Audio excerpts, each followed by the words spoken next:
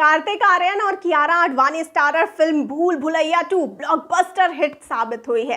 जाहिर तौर पर पार्ट 2 को बम्पर रिस्पांस मिला है, लेकिन क्या फिल्म का तीसरा पार्ट आएगा? इस पर मेकर्स ने हाँ की मोहर लगा दी है। भूल भुलैया की शुरुआत कुछ ऐसी होगी जिसमें रू बाबा बने कार्तिक आर्यन राजस्थान घूमने और पुरानी चीजों को एक्सप्लोर करने का प्लान बनाएंगे, जहां उन्हें एक ऐसे मंदिर के बारे में पता चलेगा जिसमें किसी भी व्यक्ति के प्रवेश से वो इंसान पत्थर का हो जाएगा। हम में से कई लोगों ने इसके बारे में सुना ही होगा, पर इस मंदिर के बारे में अलग अलग कहानियां बनाई जाती हैं।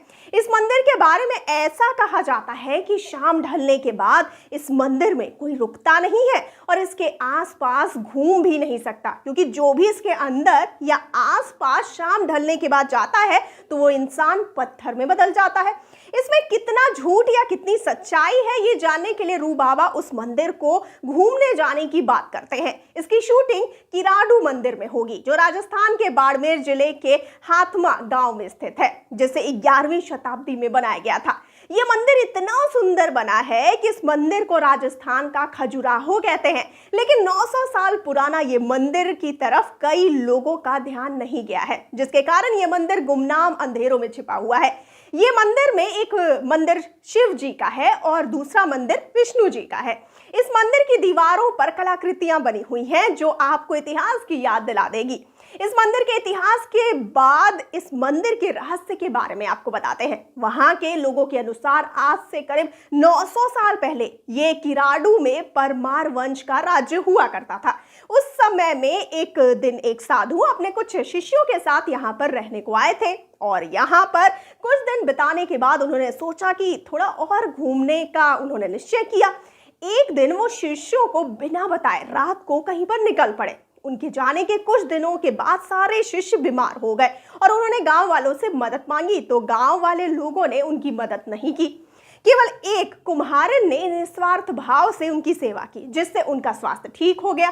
साधु घूमने के बाद उसी जगह पर पहुंचे तो उन्होंने अपने शिष्यों को कमजोर हालत में देखकर बहुत गुस्सा किया। उन्होंने सारे गांव वालों से कहा कि जिस जगह पर इंसान इंसान की मदद नहीं करता तो उनको जीने का क्या हक है, और तभी उन्होंने पूरे गांव को पत्थर बनने का श्राप दे दिया। शिष्यों की सेवा करने वाली कुम्हारिन को इससे अछूते रखा और शाम ढलने से उसे यहाँ से बिना पीछे मुड़े इस गांव से निकलने को बोला, लेकिन उस महिला ने गलती से पीछे देख लिया और वो भी पत्थर की मूर्ति बन गई। नजदीक गांव वालों के पास आज भी इस कुम्हारी की मूर्ति है, इसीलिए प्राचीन समय में लोग हमेशा साधु महात्माओं को खुश रखते थे। इस श्राप के बाद कोई भी शाम ढलने के बाद उस मंदिर में नहीं जाता, लेकिन रू बाबा ने उस मंदिर में शाम होने के बाद प्रवेश किया और वो भी पत्थर के बन गए।